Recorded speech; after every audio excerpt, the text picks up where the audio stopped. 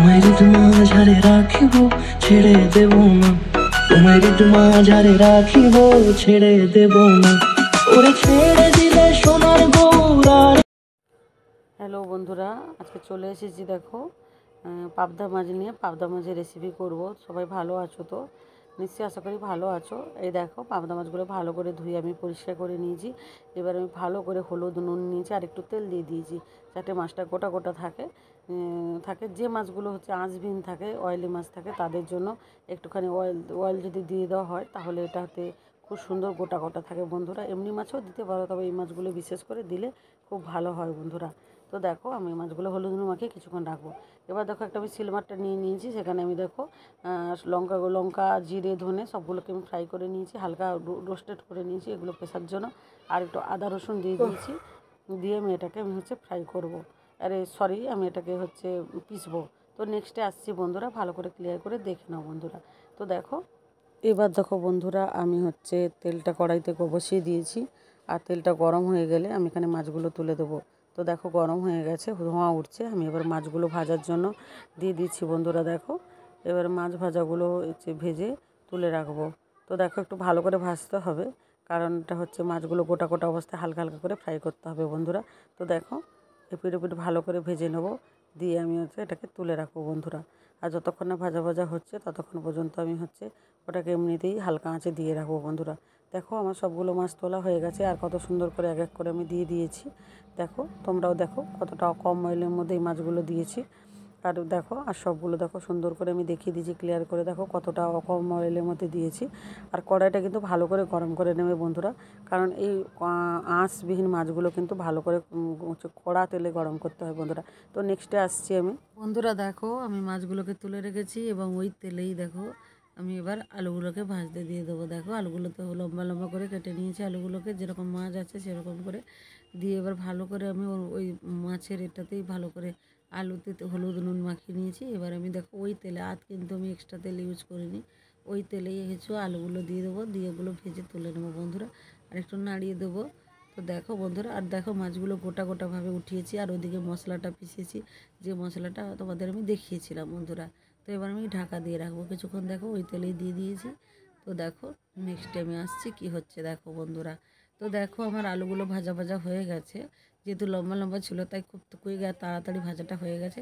আর ওই তেলে পেঁয়াজ কুচি কুচি করে রেখেছিলাম আমি, তো ওই তেলেই আমি এবার পেঁয়াজগুলো দিয়ে দেবো বন্ধুরা। কারণ আর আমি তো এক্সট্রাতে অয়েল এখানে আমি ব্যবহার করব না। দেখো আমি দিয়ে দিয়েছি, এবার পেঁয়াজগুলো হালকা ভাজা ভাজা হবে। আর ওইদিকে দেখো সর্ষে আর কাজু আর একটুখানি চালমগজ বাটা বেটে নিয়েছি আমি ওই ছোটো বাটিটাতে। তোমরা দেখতে পাচ্ছ, কারণ যেহেতু জানো পাবদার সঙ্গে সর্ষে না দিলে ভালো লাগে না।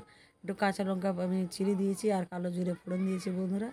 এবার আমি মশলাটা তুলে দিচ্ছি, যেটাতে আমি ভাজা মশলাটা ছিল সেটা আমি তুলে দিচ্ছি। অল্প দেবো, বেশি দেবো না, পুরোটা লাগবে না, সেই জন্য অল্প দিয়েছি।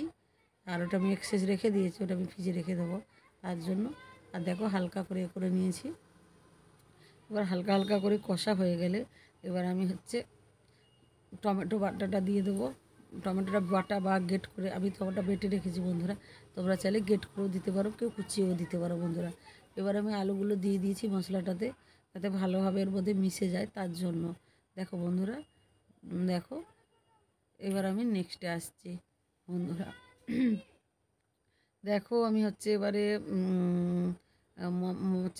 মাছগুলো দিয়ে দিয়েছি আলুটার সাথে, যাতে মশলা আলুটার সাথে মাছের সঙ্গে আর মাছের সঙ্গে আর আলু সবজির সঙ্গে আলুর সঙ্গে ভালোভাবে মিশে যায়।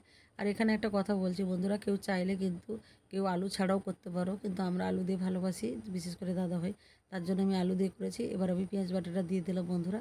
দেখো এবার আমি ভালো করে নাড়াবো, যাতে ভালোভাবে এটাকে মধ্যে এসে যায়। এবার দেখো ভালোভাবে আমার কষানো হয়ে গেছে, তাই আমি জলটা দিয়ে দিলাম। চাইলে এখানে কেউ গরম জলে দিতে পারো, আমি ওই মশলা জলটা দিয়ে দিলাম বন্ধুরা। তো দেখো এবার আমি জলটা দিয়ে দিয়েছি, প্রয়োজন মতো আরেকটু দেবো, বাস দেওয়া হয়ে গেছে আমার জল। কেউ চাইলে কম দিতে পারো, বেশি দিতে পারো, গ্রেভি দেখেই তার উপরে নির্ভর করবে।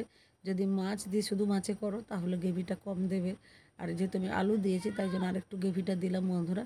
দেখো এবার চারদিকে আমি মিক্স করে দেবো, একটু ফুটে যাবে, যাতে ভালোভাবে হয়ে যায়, ফ্লেভারটা ঢুকে যায় তার জন্য বন্ধুরা। তো দেখো দেখো আমার হচ্ছে তরকারিটাতে গ্রেভিটা কতটা সুন্দর হয়েছে, কতটা কালারফুল হয়েছে, কতটা ইয়ামি দেখতে হয়েছে দেখো বন্ধুরা। এবার আমি ঢাকনাটা দিয়ে দেবো বন্ধুরা। এবার আমি হচ্ছে অনেকক্ষণ ফোটানো হয়ে গেছিলো আমার।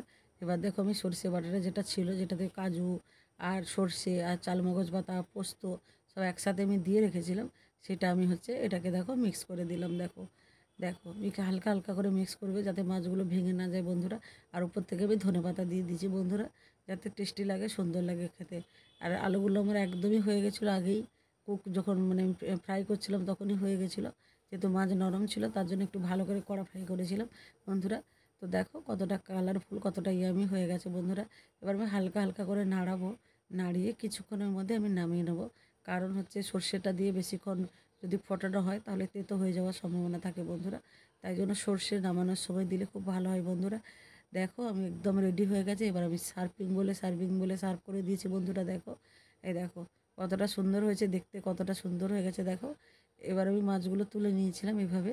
দেখো আমার একদম পুরাই রেডি হয়ে গেছে।